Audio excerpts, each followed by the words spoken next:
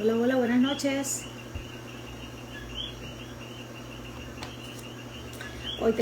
Esta noche, tenemos una entrevista con los escritores del libro Vivamos Mientras y vamos a estar discutiendo los temas que ellos abordan en el libro.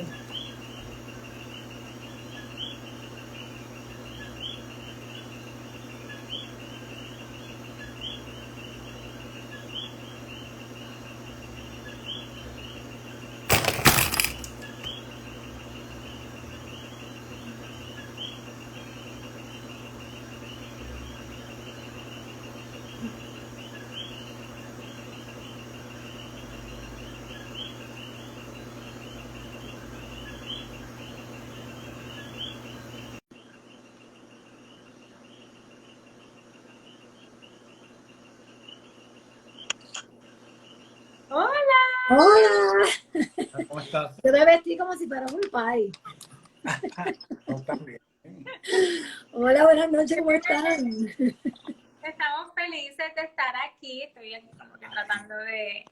Ahí estamos. Sí, Felices y sí. honrados de estar aquí, agradecidos por que nos den la oportunidad y también por todo lo que estás haciendo, por llevar este mensaje de esperanza a todas las personas que te siguen. Así que un saludo a tu comunidad hermosa y también a la nuestra. Les decimos que le estamos presentando este ser maravilloso de luz, Mariluz Bruno, de Herramientas Ante un Cáncer. Les invito a que le den un follow porque su contenido es muy maravilloso. Gracias, Gracias Mario, otra vez por permitirnos estar en tu espacio. Para mí, especialmente, ha sido un placer haberte a conocido. ustedes. No nos Gracias hemos por visto, decir que ¿verdad?, sí. esencialmente, pero me gusta mucho tu dinámica, me gusta lo que estás haciendo. Creo que es una labor muy loable en beneficio de los pacientes de cáncer y también los familiares y amistades de pacientes de cáncer. Así es, hay que hacerlo. Alguien tenía que hacerlo. Alguien tenía que hacerlo. Alguien tiene que hacerlo y te tocó a ti, lo estás haciendo extraordinariamente muy bien. Gracias, gracias. Yo muy agradecida de que hayan aceptado la invitación. Yo me leí el libro y por eso estamos aquí. Qué bueno, qué bueno. Antes de continuar, sabes que tengo que hacerte la salvedad de que por el Canon 24, yo soy el juez del Tribunal de Primera Instancia, mis expresiones o opiniones no representan la posición oficial del Poder Judicial.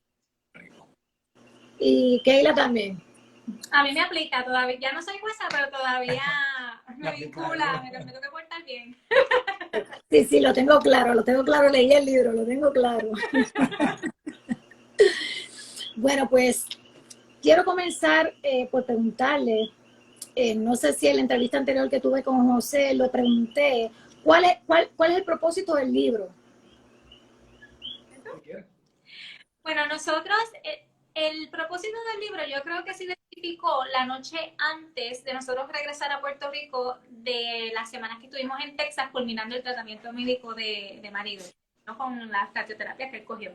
Estábamos en el balcón del apartamento y estábamos hablando y yo le dije a él, si al principio hubiéramos sabido que todo iba a salir tan bien, quizá no hubiéramos sufrido tanto desde el momento. Y entonces empezamos a reflexionar sobre todo lo que habíamos crecido, todo lo que habíamos reflexionado y de pronto se dio esta dinámica de cuestionarnos todas las cosas y dijimos, si estamos teniendo estas conversaciones, ¿por qué no las compartimos de una vez con la gente? Y entonces, estando en Texas, a mí también me dio por escribir, porque quería como recuperar mi identidad. Y dijimos, pues mira, si ya lo estoy escribiendo, porque yo quería que Noé cuando tuviera pues bien claro fue todo lo que ocurrió.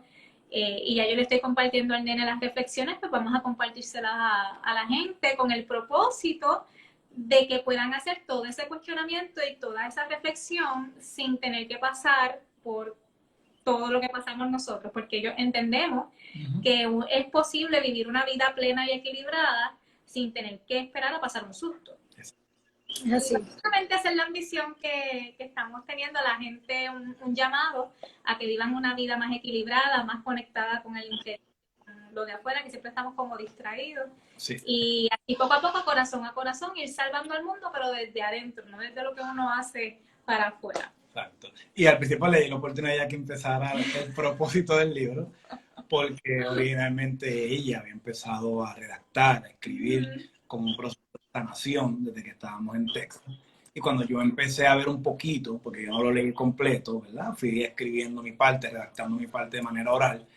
vi lo que ella estaba tratando de transmitir, vi sus sentimientos como esposa mía, de un paciente de cáncer, y otras vivencias, ¿verdad?, que se van recorriendo a través de cada una de las páginas del libro.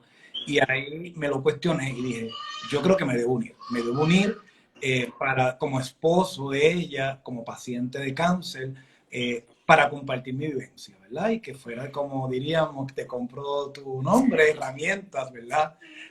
Sobre lo que debemos hacer y cómo podemos vivir mejor, y que me permitió a mí poder superarlo y poder enfrentar esa situación. Sí, el que era bien introvertido, se antojó, cogió pon y me ha robado el show. Es una cosa bien bárbara.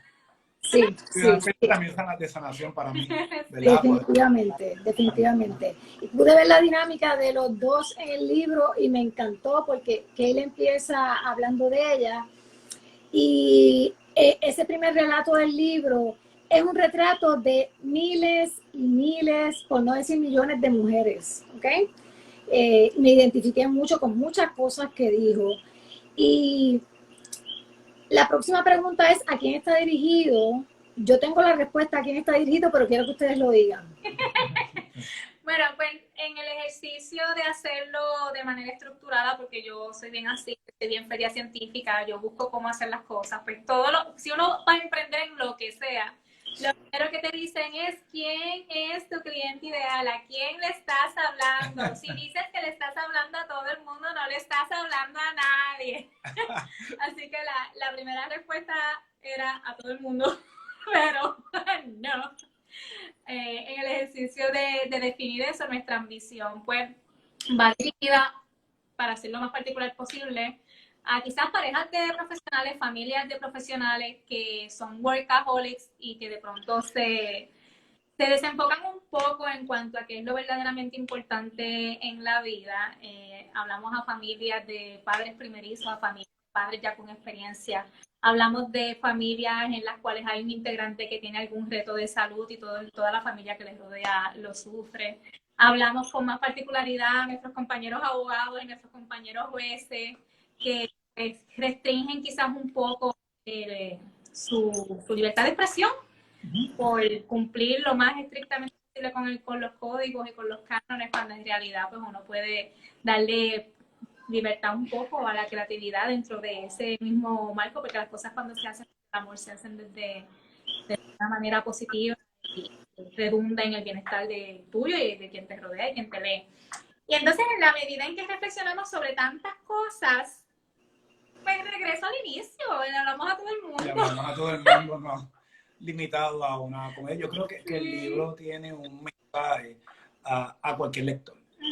Tiene un mensaje al paciente de cáncer, tiene un mensaje a un amigo, una amiga, un amigue, tiene un mensaje a la persona soltera.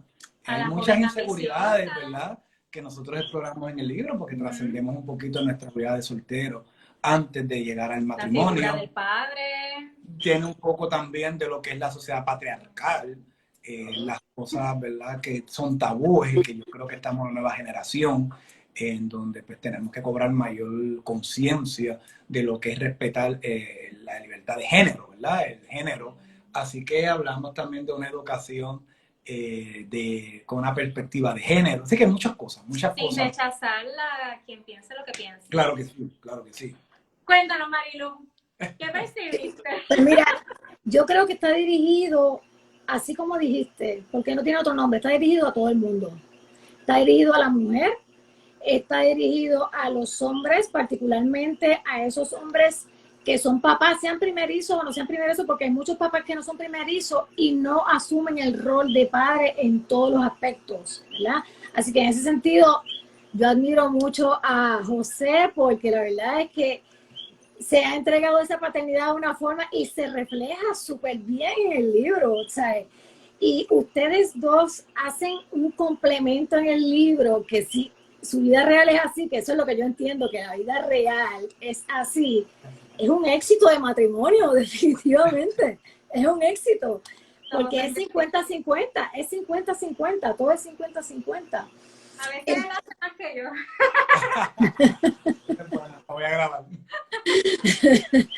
Bueno, pero él no protesta por eso, que es lo importante. Es importante porque hay hombres que dan el 50 o hay mujeres que dan el 50 y se quejan. y se quejan. Y yo Entonces, lo estaba diciendo ayer, él cumplió años ayer. Y felicidades. me tomé el espacio de alabarlo un poquito. Lo vi. Sí, le estaba diciendo que lo admiraba mucho porque él hace mucho en la casa, como padre, como profesional, y lo hace desde la alegría y desde el gozo. Y yo creo que uno de los mensajes que trato, ¿verdad? Con mi vivencia, con mi experiencia, antes, durante y después, ¿verdad? Del padecimiento, es que hay que disfrutarse la vida, hay que vivirla con placer, con esplendor, soñando y disfrutándose ante el rígido del cáncer. Y disfrutarse cada momento. Y era uno de tus episodios que hablaste en una de las entrevistas, una de las cosas que compartimos cuando uno habla de qué aprendimos del cáncer, es darle importancia a las cosas que tienen que ser importantes, a las cosas maneras, a las cosas insignificantes, esas cosas ya no importan. Pero antes de tener la vida y podérsela disfrutar, y de eso se trata. Ok, ya que la lo mencionó, pero utilizan en el libro el lenguaje inclusivo.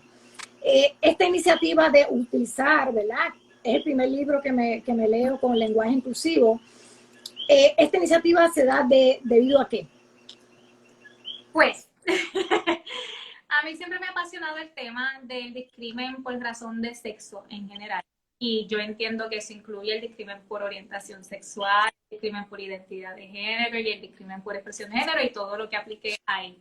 Yo soy abogada y cogí varias clases sobre el tema, así que realmente me ha apasionado y en las distintas oportunidades profesionales que he tenido la oportunidad de trabajar ciertas iniciativas o ciertos temas sobre este discrimen en particular. Como jueza municipal, yo fui jueza municipal hasta el verano pasado, tuve la experiencia de dirigirme a un grupo de personas y le di los buenos días a todas.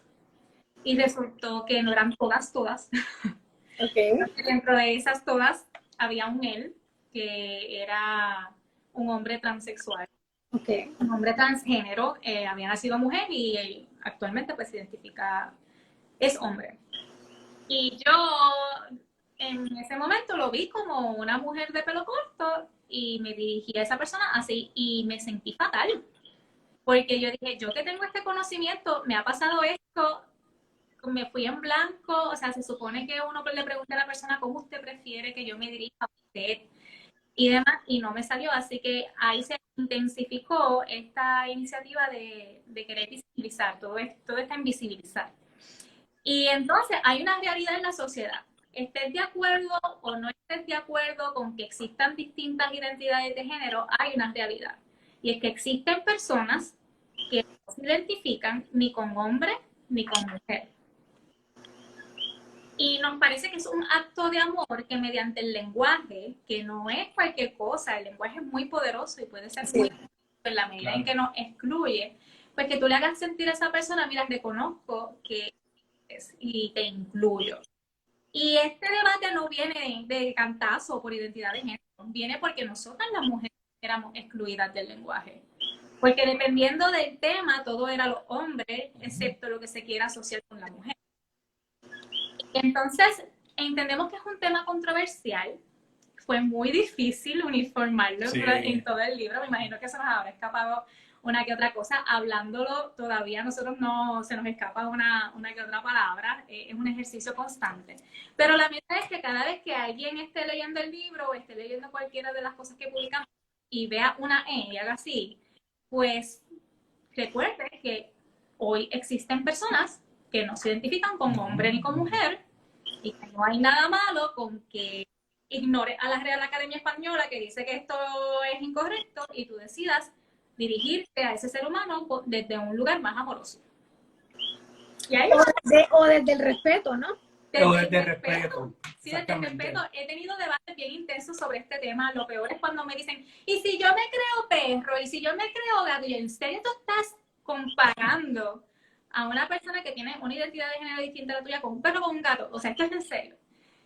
Y yo lo que les digo es, no es que tú tengas que cambiar tu lenguaje, es que nosotros decidimos hablar de una manera más amorosa y más inclusiva.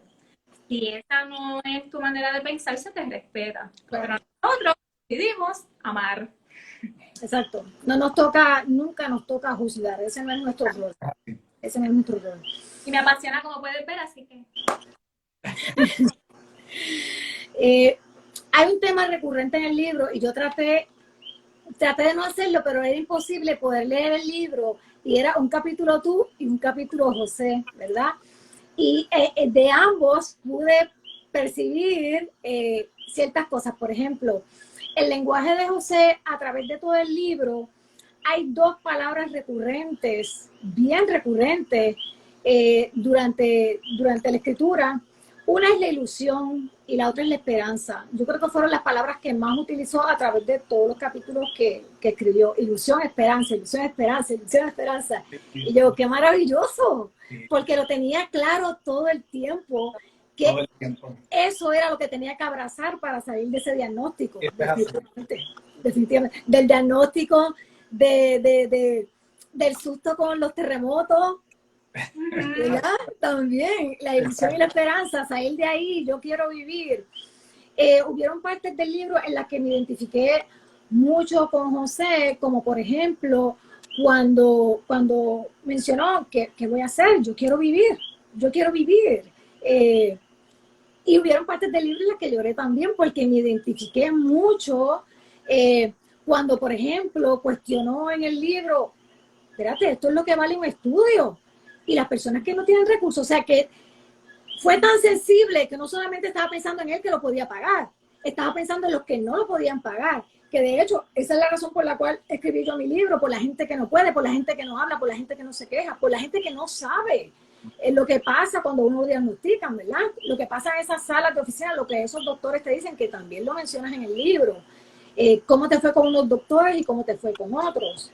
Y cómo esas palabras del doctor pueden transformar, que lo noté también en el libro, pueden transformar cómo uno se siente, esa falta de tacto en muchas ocasiones. La mirada es fuerte y es algo que los pacientes de cáncer o cualquier otra enfermedad catastrófica tenemos que enfrentar día a día, el trato, desde el momento en que tú abres una puerta de un consultorio, está la recepcionista, está el personal, eso afecta y te puedes desmotivar de lo que vas a hacer. Sí. Estás repitiendo todo el tiempo el diagnóstico, hacerse esos exámenes, repetirlos una y otra vez y se te va metiéndose en la cabeza. La verdad que hubieron partes del libro que sí, que me llegaron, y es bueno porque llorar es bueno, que también lo mencionan en el libro. Sí. Lo mencionan en el libro. Hay que llorar. Yo creo que hay que llorar para sacar, para limpiar. Llorar es una limpieza, realmente. Sí. Los primeros capítulos del libro, donde Keila comienza a discutir lo de los complejos de nosotras las mujeres, o los complejos que ella tenía, yo digo de nosotras las mujeres porque cuando uno lee ese libro, uno se ve retratada ahí. Uno se ve retratada, porque yo diría que la mayoría de las mujeres tienen problemas de autoestima. Han tenido problemas en sus relaciones, encontrando el hombre correcto, ¿ves? El hombre correcto. No cualquier hombre, el hombre correcto. Y hay algo también en el libro que noté, que todo el tiempo hubo una sincronía. Desde que ustedes se conocieron, hubo sincronía. Cómo se encontraron, cómo se conocieron, cómo fluyó todo. Todo fue sincronía. La desconfianza de Keila al principio me hizo reír bastante. También me reí mucho con la experiencia con la luna de miel y el Keila con Q. Sí. Bastante que me reí con eso, fue como que wow. Son detalles que uno puede pensar que no son importantes, como tú mencionas, Keila con Q, pero son detalles que para nosotros han sido bien significativos en cada una de las etapas que nos hemos desarrollado, tanto en nuestra etapa de soltero, soltera, de noviazgo, de comprometido, de matrimonio, y de eso se trata, de que la vida tiene tantos detalles que unas veces uno las vive, las deja pasar y no se las disfruta. Y cuando uno ha pasado también un diagnóstico de cáncer, cada detalle aporta, cada detalle, cada minuto vale demasiado. Y de eso se trata también, de eso que vivir mientras. Sí. Hay otro aspecto, entre los aspectos que pude apreciar en el libro, es que ustedes tenían, como mencionan en el libro, un ejército de gente vaqueándolos todo el tiempo. Y aunque Keila, al igual que yo, es bien independiente y le gusta su espacio y lo reclama y tira la línea bien clara, porque la gente se mete, porque a la gente le importa esto, porque queremos vivir en la vida de los demás, porque queremos dar opiniones, ¿verdad? Y eso pasa mucho cuando uno está en un diagnóstico. La gente quiere que tú hagas lo que ellos, según la experiencia de ellos. Entonces, no puedes hacer eso porque es tu vida. Y hacían muchas otras cosas, como mencionas en la crianza del bebé, que tan importante es, ¿verdad? Que las personas se vivan su propio proceso. Sí, uno escucha, uno lee, y como que ella menciona en el libro, que le comentaban como que, mira, un bebé no se cría leyendo libros, ¿verdad? Mira, los libros aportan muchísimo a la vida de otras personas, y este libro que ustedes han hecho, que toca, todo, yo diría que todos los aspectos, porque ustedes tocan la soltería de ambos, tocan la crianza del nene, tocan el manejo del diagnóstico, tocan los aspectos familiares que tan importantes son, sanar las relaciones, particularmente la de Keila con la mamá. A mí también me ha tocado sanar mi relación con mi mamá. Mami, y en verdad, mami, te amo. Mami, 2877 María, mira, nos dice llorar es de fuertes. Y eso es saludos. Y eso es bien, bien, bien importante, porque la madre es como el árbol. La madre es como el árbol. Sin madre nadie existiera realmente. Entonces, si esa relación no está sana, nosotros no estamos sanos. Y estoy hablando de aquí. Y estoy hablando de acá. Estoy hablando de acá. Si eso no sana, nosotros no podemos tener una vida emocional sana, ni sentimental tampoco, porque se refleja en las relaciones, se refleja en las relaciones. los patrones. Cuando yo me identifico mucho cuando José puso en el libro, ¿puedo seguir haciendo CrossFit?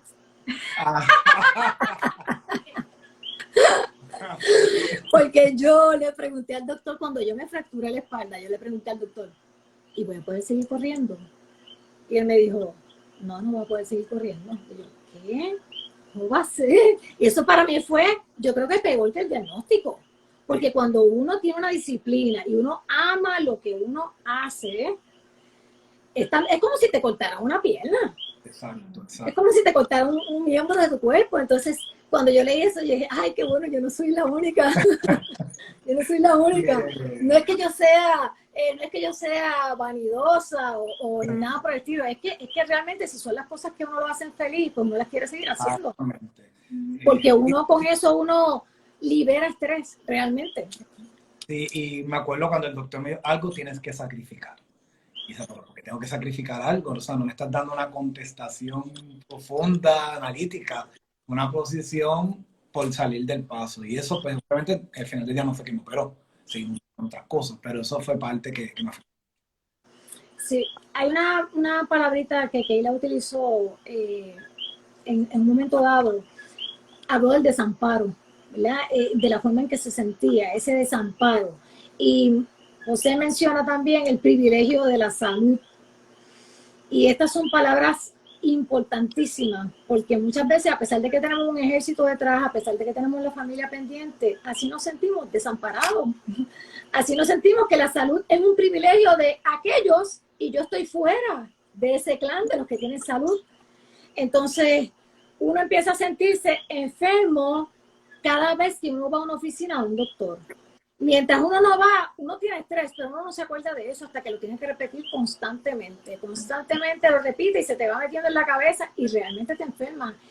Ustedes trabajaron en ese libro con la mente. Hay una parte donde mencionan, creo que fue Keila la que mencionó en el libro, que si la fe estaba pasada de moda, y encontré tan importante ese comentario porque muchas veces cuando nosotros estudiamos, nos hacemos profesionales, pensamos que eso es contrario a tener fe, o pensamos que eso es contrario a creer en Dios, porque nos hace menos intelectuales. Y nada más lejos de la verdad. Con títulos, sin títulos, somos humanos. Y con títulos, sin títulos, necesitamos a Dios para todo, para todo. Entonces, el que se niega a reconocerlo porque tiene un título, muchas veces cuando le tocan cosas como estas, ¿verdad? como pasar por un diagnóstico o como pasar por una enfermedad y tú quieres coger fortaleza, no hay de dónde coger. Yo no sé cómo la gente lo hace.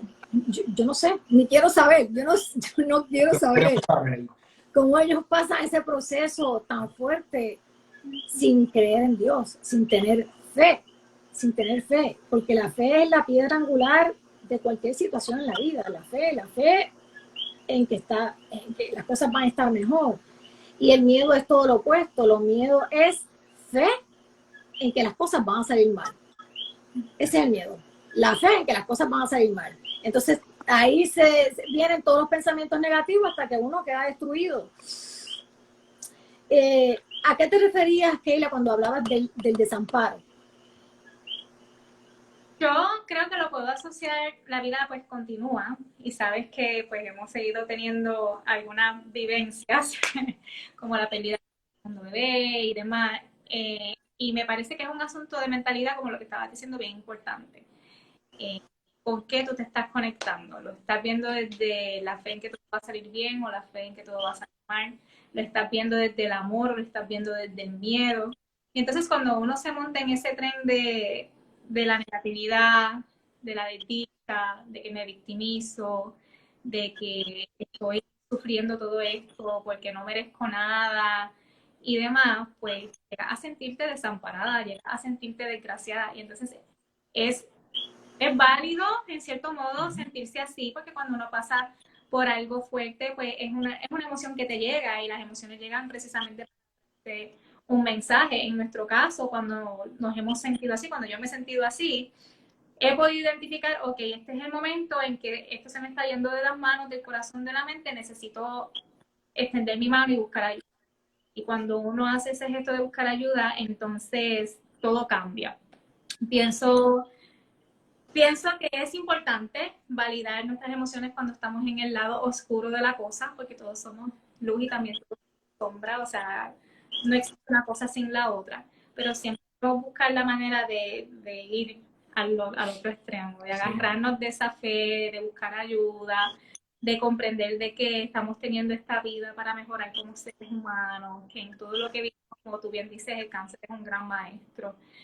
Pues, yo no quisiera que la gente sufriera, me parece que el dolor pues no es algo que debemos romantizar, pero por lo menos nosotros hemos optado por vivirlo como Sí, que mencionan también en el libro, que me parece interesante, sobre inteligencia emocional, cuando las personas le dicen a uno, no llores, no te sientas así, y entonces tratan de invalidar o que tú te quedes por dentro con todo eso que sientes. Entonces quedarse con eso por dentro es horrible, porque al fin y al cabo, como me pasó a mí y como te pasó a ti, cuando uno llega adulto, entonces hay que ir para atrás a trabajar lo que uno no logró, a trabajar lo que uno no trabajó, y es más difícil, es mucho más difícil. Entonces, esta experiencia nos dio esa oportunidad de exponenciar eso que estás diciendo, porque cuando yo estaba en Texas con marido, fue como, estás sola físicamente, dejaste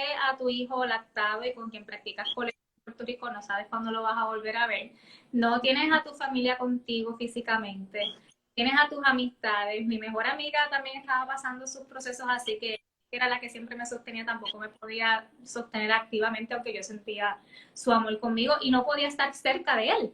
O sea, es como, estás tú contigo, brega. Vas a tener que ver tus emociones a la cara, tienes que trabajar contigo, porque si no te miras por dentro y no te validas tus emociones y no ves lo que hay ahí adentro, te va a llevar. Exacto. Exacto. Vi que Martín aprendió a meditar en el proceso del cáncer, ¿verdad? Que fue súper interesante. Definitivamente a través del libro pude ver ¿verdad? Las cosas que él incursionó y las cosas en que Keila lo influenció, ¿verdad? Y lo ayudó a encontrar la respuesta a vivir en esa compenetración con la vida espiritual que tan importante es para nosotros. Definitivamente, sin la vida espiritual uno no tiene paz, uno vive todo el tiempo como un robot, todo el tiempo ¿qué me toca hacer? ¿Qué me toca hacer? Entonces no hay tiempo para centrarse. Así. Y me imaginaba, que eso fue otra virtud del libro, que yo me imaginé el apartamento, yo me imaginé ese árbol, me lo imaginé porque lo describen tan brutalmente nítido. Yo me imaginé ese ventanal en el apartamento en Texas cuando Keila llegó allá, ¿verdad? Y se encontró la sorpresa que le había preparado.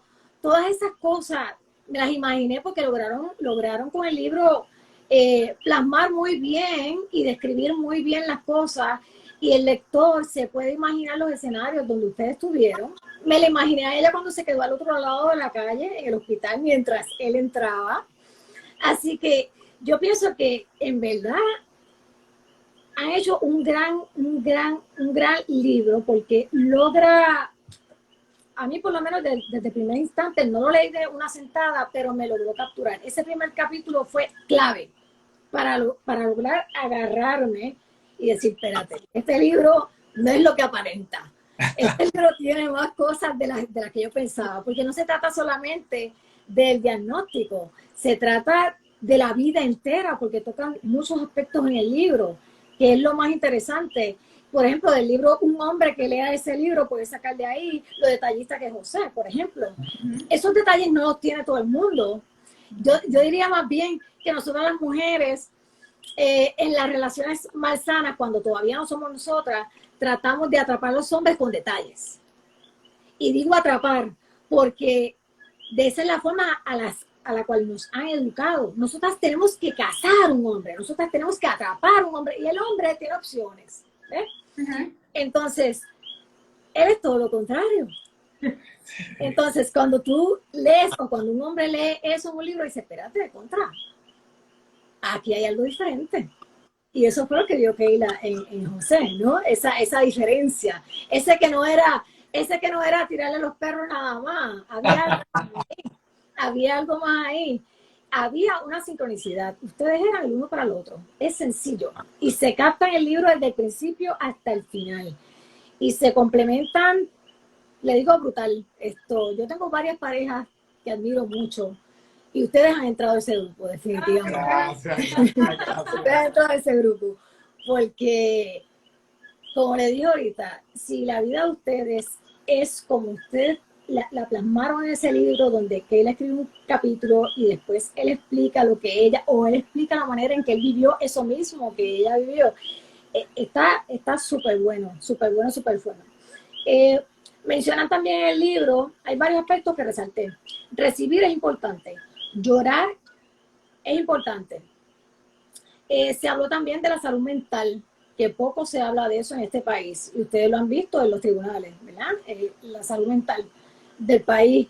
Y de acuerdo a la salud mental de este país, es que las cosas se desarrollan como se desarrollan, ¿verdad? Entonces todo el mundo está, yo diría que es como que nadie se preocupa por la salud mental de los demás, porque cada cual está en su mundo. No, porque no viven desde adentro, no viven con compasión, no viven desde el amor. Entonces, este libro, lo que yo pude observar y captar del libro, es que el libro es, desde que empieza hasta que termina, es todo amor. Es todo amor. Está escrito desde el amor, las vivencias son desde el amor, los aprendizajes de ustedes son desde el amor, y todo lo que tiene es amor, y la persona que lo lea lo puede captar, aunque no los conozca, porque yo personalmente no los conozco, pero la realidad es que el que lo lee siente que los conoce, y yo me siento que los conozco desde hace tiempo. Leí también el libro que tienes un muerto, y eso es algo que los pacientes de cáncer, muchos pacientes de cáncer, tratan de hacer, esos que quieren volver, ¿verdad?, a la madre tierra, esos que quieren conectarse con la tierra, esos que quieren poner los pies y caminar sobre la tierra, y saber que la alimentación es parte importante, que lo menciona José en el libro también. La alimentación es parte fundamental en este proceso de cáncer. Y a veces pensamos, no, la alimentación no tiene nada que ver. Y hay pacientes que, como cogen quimio, pues dicen, oye, que yo puedo comer lo que quiera. Como en clínicas, donde yo vi que en la clínica las secretarias tenían bombones para que los pacientes cogieran los bombones en la misma sala. Entonces yo digo, pero no se supone que no coman azúcar los pacientes de cáncer, porque aquí tienen bombones. porque piensan que los tratamientos ya están protegidos con eso y entonces no hay que cuidar la alimentación, que es algo que usted menciona, ¿verdad? La alimentación, que es tan importante: alimentación, ejercicio, salud mental, crecimiento espiritual. Hay algo que se cuestionó José, que yo nunca me lo he cuestionado, y hay algo que él dijo, que yo también lo dije. Él se cuestionó en una ocasión: cáncer, ¿por qué a mí? Si yo me he cuidado toda mi vida, si yo he vivido para cuidarme, ¿por qué a mí? Y a mí y me da la impresión de que cuando reciben el diagnóstico, usted estaba en el mejor momento de su vida, ¿sí o no? Sí, estábamos... Según nuestra perspectiva anterior. Estaban, ¿verdad? Estaban en el proceso del bebé, de gozarse todo ese proceso, y una vida nueva. Estaban en su mejor momento, tenían el bebé y todo era... Y a mí me pasó lo mismo, cuando mejor y por primera vez en mi vida estaba siendo feliz, me diagnostican. Y aunque no me lo cuestioné, di cara. Al principio yo no lloré, pasaron muchos meses sin llorar, no tuve la inteligencia emocional de ustedes, pasó mucho tiempo sin llorar porque yo estaba segura que yo me iba a sanar. Y pasé por varios procesos de cuestionamiento, no de por qué me dio a mí, porque yo, al igual que José, que en un momento él dice, ¿qué hice yo? Yo me empecé a echar la culpa. ¿Qué cosas yo hice? Porque cuando nos criamos en la religión, que es un tema que ustedes tocan también en el libro, nos enseñan a que Dios castiga al que no hace las cosas bien. Entonces, una persona que enfrenta el cáncer, una persona religiosa, que enfrenta el cáncer de el castigo, no va a hacer mucho para salir de ahí. ¿Por qué? Porque piensa que se lo merece, porque piensa que ese es el castigo de Dios y hay que aceptar su voluntad. Entonces, cuando salimos de la culpa es que podemos hacer algo por nosotros. Así que cuando leí eso, ¿sabes qué fue lo que hice? Porque la Biblia dice que Dios castiga. Pues me identifiqué mucho con esa parte porque sí me lo llegó a cuestionar en algún momento de que hice yo, ¿sabes? ¿Por qué me merezco esto? Porque Dios me está castigando. Pero la realidad es que pase lo que pase, ha sido un premio, porque he tenido más ganancias de las que tuve anteriormente en mi vida. He ganado más que lo que he perdido realmente, a pesar de los dolores y de todo. Y me da la impresión de que tu proceso te ha llevado al estrellato como ser humano. Como ser humano. Es como tú mencionabas al principio, que uno pensaba, yo pensaba, estábamos en nuestro pique, estábamos en nuestro nivel óptimo, somos seres perfectos. Y no fue así. No fue así. Nosotros ahora estamos creciendo, ahora es que estamos siendo, ¿verdad?, los mejores seres humanos entre nosotros mismos y lo que vemos como vida, como hombre, como mujer, como padre, como madre. Y aprendemos todos los días. Y ese diagnóstico, ese tratamiento, esa recuperación nos ayudó a fortalecernos. Yo ahora soy un ser más espiritual que era antes, soy un ser más saludable que era antes, o sea, me preocupo por esas cosas y me veo que estoy trascendiendo y quiero seguir aportando. Así que, y me estreso menos, le doy menos importancia a esas cosas inmateriales en la vida. Y me veo como también una herramienta para ayudar a otros y a otras en este proceso. Y eso es parte, ¿verdad?, de lo que queremos a través de nuestro libro. Y a la vez es una herencia para ese bebé que tienen, ¿verdad? Porque él va a crecer con muchas ventajas emocionales, psicológicas, ¿verdad? Porque los hijos heredan lo que ya uno ha aprendido. Un padre que no tiene nada no puede dejar por herencia nada. Entonces, y no estoy hablando de lo económico, estoy hablando de lo espiritual, estoy hablando de lo emocional, estoy hablando de esa fortaleza mental que uno tiene que tener. Esa nueva generación que viene subiendo, ¿verdad? Que es tan importante que crezcan con conocimiento, que no tengan que pasar por las mismas cosas que uno ha pasado. Y si tienen que pasar, pues que las pasen con la fortaleza que nosotros le hemos heredado, con las cosas ¿verdad? Con la herencia que nosotros le hemos dejado. Vi también en el libro que se le mencionó ahorita, sincronicidad. Hay mucha sincronicidad. Yo veo, por lo menos de mi parte, ustedes me corrigen, el papá de Keila murió de cáncer. Y yo entiendo, como les mencioné ahorita, ustedes eran el uno para el otro. Y el proceso de José vino a terminar de sanar lo que Keila no había sanado con su papá. ¿Okay? Así que eso es como que un rompecabezas bestial, esto, Sí. porque encajó perfecto. Ella, lo que no pudo hacer con su papá, ser esa valiente, ser esa persona fuerte, que le diera esa fortaleza a su papá, y se lo digo y se me paran los pelos. La vida y Dios te dio la oportunidad de hacerlo con tu esposo. Entonces, esa que eres tú, esa mujer fuerte, esa mujer brillante, esa mujer inteligente, tanto así que lo hizo crecer a él también en el proceso. Así que definitivamente, Me conmoví. hay sincronía, sí, hubo una sincronía en todo, hay sincronía en todo. Hubo sincronía con la empleada del hospital, que él menciona que hasta los empleados del hospital tenían como que, ¿verdad? Tenían conocimiento, tenían palabras de aliento para los pacientes. Eso es sincronía, porque por más que un empleado tenga conocimiento con pacientes de cáncer, no cualquier persona se te acerca a darte palabras de aliento. Eso es sincronía. Fue sincronía el hecho de que tuvieras en tu celular el número de teléfono del oncólogo. Eso fue una sincronía perfecta, 2 años antes. Perfecto. Eso es sincronía. Ustedes los dos estaban siendo guiados. Todo el tiempo estaban siendo guiados. Todo el tiempo estaban, las piezas que ustedes estaban buscando ya estaban ahí para que ustedes las encontraran. Y la verdad es que yo estoy bien contenta con el libro, bien contenta. Y ahora, después que lo leí, fue como que contra, porque me tardé tanto en leerlo. Porque la verdad es que lo veo, como lo veo completo, el producto, ¿verdad?, que ustedes sacaron, es para cualquier tipo de persona. Es para persona que tenga cáncer, para persona que lo quiera prevenir también. Es para persona que esté casada, que a lo mejor su matrimonio está puesta abajo y le está dando valor a otras cosas en vez de darle valor a lo que le tiene que dar valor. Es para aprender a valorar la vida, el tiempo con los hijos, que lo mencionan mucho, muchísimo.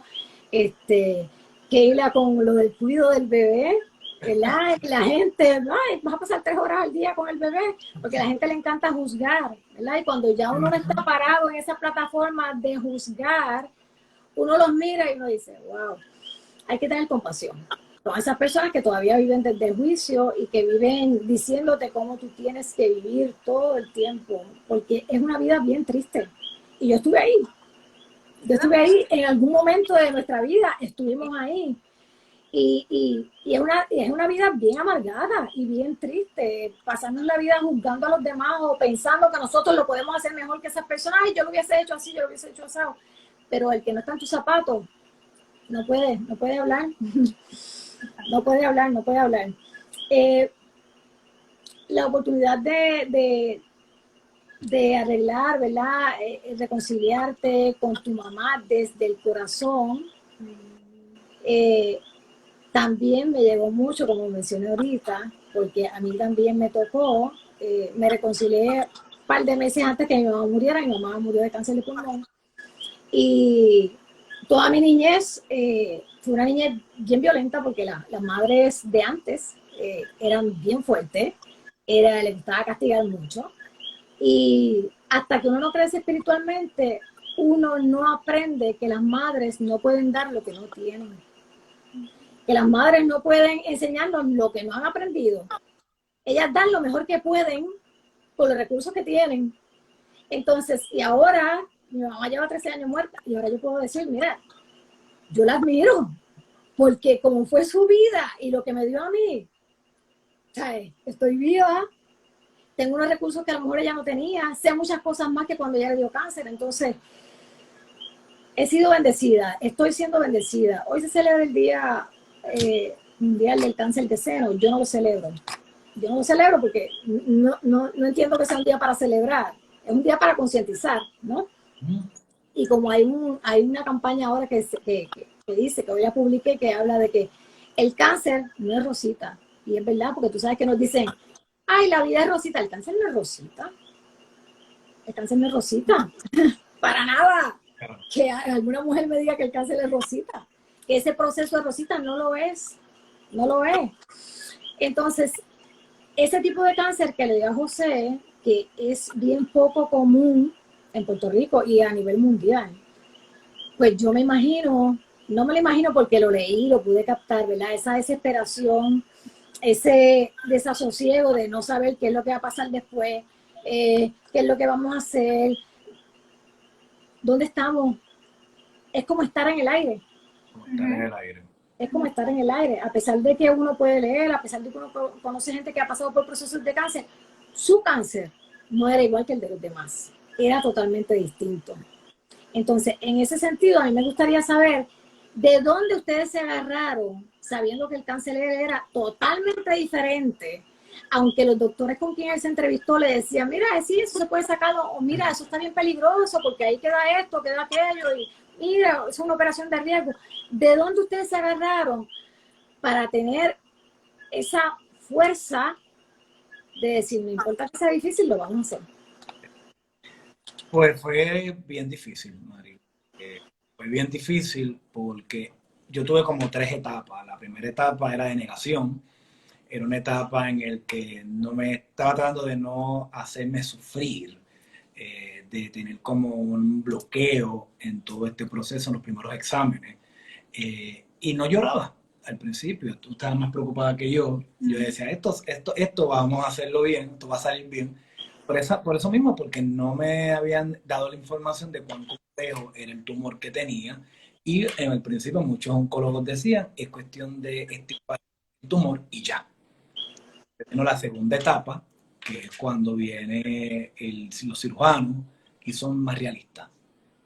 Y ahí sí me explican, esto no es un cáncer común, esto es un cáncer complejo, el tamaño es complejo, el área donde está ubicado, que es el sistema donde está el cardiovascular, ¿verdad? El genoma, complejo, así que esto no lo puede hacer cualquier cirujano.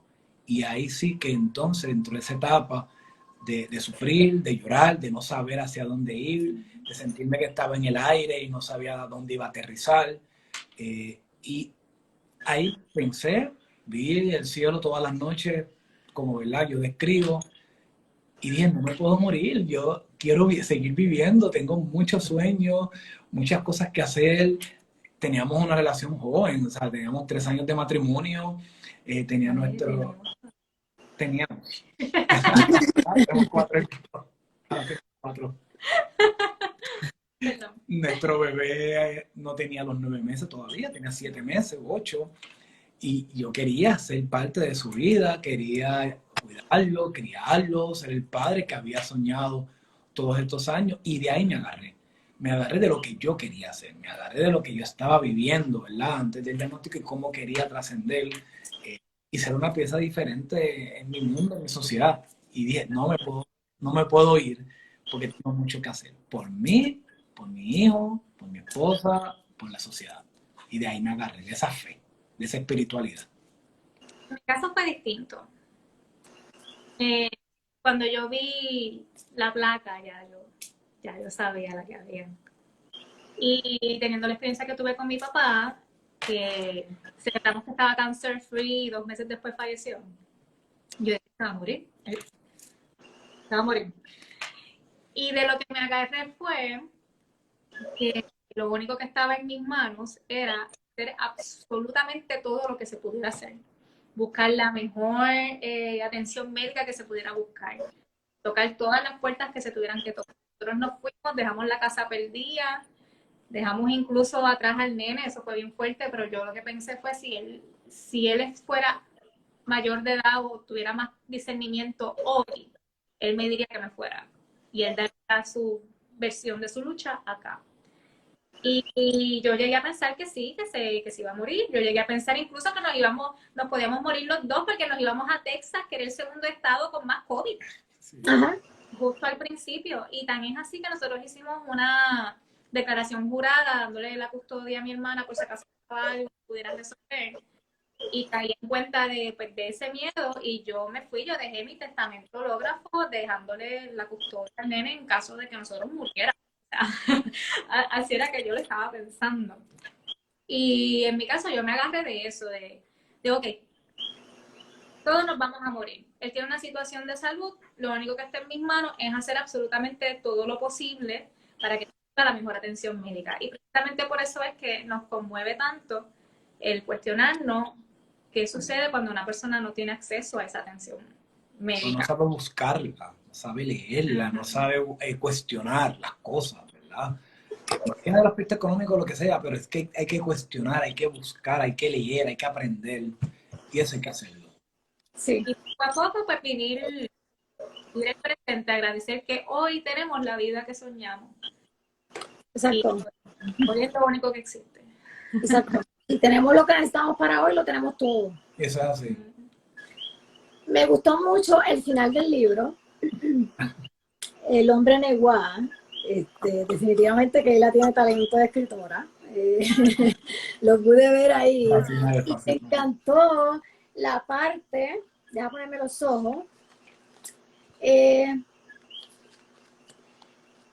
Me encantó la parte donde tú dices, soy lo que piensas al leerme, soy tú y tú eres yo. Y definitivamente el que lee el libro se puede identificar, como te dije, cualquier mujer que lo lea se va a identificar, cualquiera, porque yo pasé por esos mismos procesos y me vi ahí retratada. Fue como que, rayo, no soy yo la única que pasa por esto. Y también me pude identificar, tal vez por eso me ha tocado tanto el libro, porque con los dos me pude identificar, porque muchas de las cosas que José escribió, yo me identifico con ellos, y muchas de las cosas que tú has vivido también me identifico con ellas. Y la realidad es que el libro, pues, ese libro es un legado para personas que tengan diagnóstico o que no tengan diagnóstico, para personas que estén criando, como mencionamos ahorita, para personas que estén recién casadas, para los hombres también lo son, para los hombres también lo son. Entonces, las personas que nos están mirando, si no han leído el libro, yo les invito a leerlo, ¿verdad? He visto que han posteado en sus redes personas que le mandan fotos leyendo el libro en diferentes partes. Yo lo he leído cuando estoy en Marcial. Ese es como que el espacio que saco mientras el suero baja, ahí es que lo leo. Y esta última semana le metí intenso. Yo dije, espérate, que esta semana en la entrevista yo tengo que leer el libro completo y tengo que ponerme al día, porque no puedo hacer una entrevista sin saber de lo que estoy hablando. Así que yo me siento bien contenta por ustedes y bien contenta porque lograste superar, ¿verdad?, ese diagnóstico, y no solamente por eso, por lo que el diagnóstico te trajo. Sí. Que te trajo mucho crecimiento a los dos como pareja, a ti individualmente, y por el proyecto, porque el podcast que tienen también es un exitazo por los temas que presentan en el podcast, que me gustan. Me gusta mucho la dinámica entre los dos, que igual en el libro se refleja lo mismo que ustedes tienen en el podcast. Lo que pasa es que en el podcast hay más complicidad porque no los está escuchando.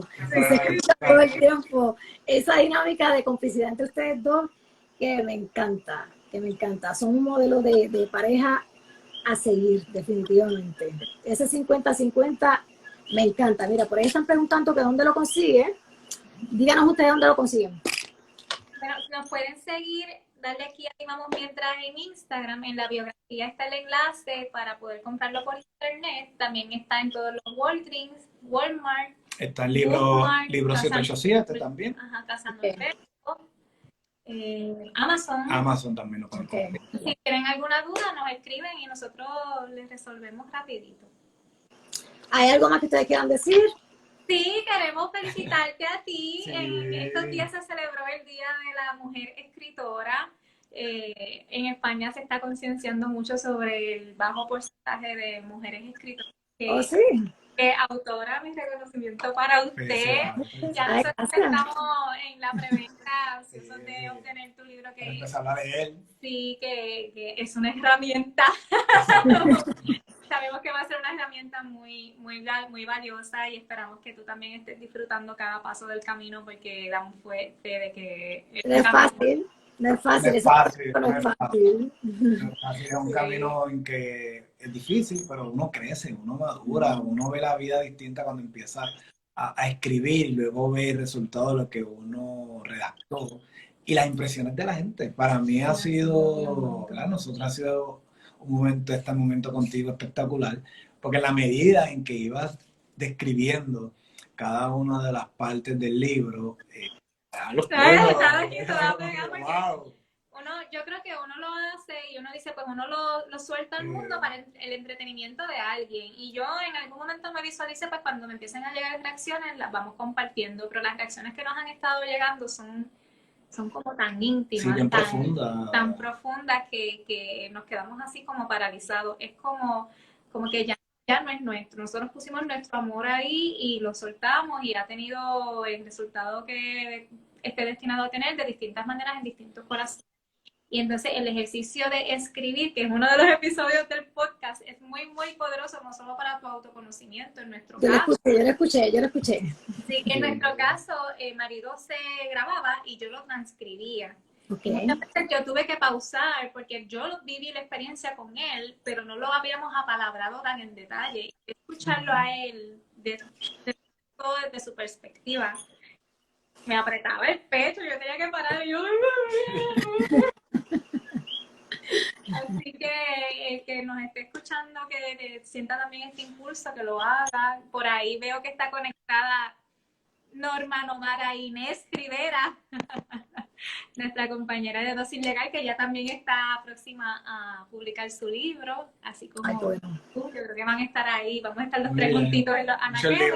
Muchas aportaciones para el lector. Y no quiero que se acabe el live sin decirle a mi madre que la amo y la adoro, que valoro todo lo que ha hecho por mí. La tengo aquí, que estuvo conectada todo el tiempo, y a la doctora Doble Torres, que es la famosa Wanda, que también está conectada aquí, y ella es una herramienta, ella es psicóloga, y es la que me enseñó me enseñó que las emociones todas tienen su utilidad, incluyendo la tristeza, que en mi caso me llevó a abrirme, mostrarme vulnerable y buscar ayuda. Cuando buscamos ayuda fue cuando todo hizo, mira, todo cayó en su tiempo. Sí, que si no me equivoco, ustedes lo mencionan en el libro, creo que fue, no sé si fue José o si fue Keila, que menciona, ¿para qué sirve la tristeza? Exacto. ¿Verdad? ¿Para qué sirve? Y más adelante, no lo contestaron en el momento, más adelante en el libro, claro. la respuesta. Exactamente, hay que leerlo. Sí, me percaté. Lo leí intensamente concentrada. Así que yo la W Torres es esa experta en darme bofetas existenciales, pero con mucho cariño. Que si necesitas un cariñito así desde el amor, no desde la violencia, pues le puedes dar follow a ella también, que ella es otro ser que nos ha nutrido muchísimo. Ok, pues muchas gracias por esta entrevista. Me la he gustado. Me he sentido como si estuviéramos en la sala de ustedes hablando lo que está. Gracias por dejarme, yo soy de traje negro también. yo no puedo beber, ¿verdad? Pero me he sentido como si hubiese estado con vinito y con queso en la sala de su casa. Ha sido muy ameno, gracias. De verdad. Y gracias a la pizza que está controlando al nene, que lo escucho gritando. Pues gracias a todos. Gracias, cuídate, un abrazo fuerte. Bye.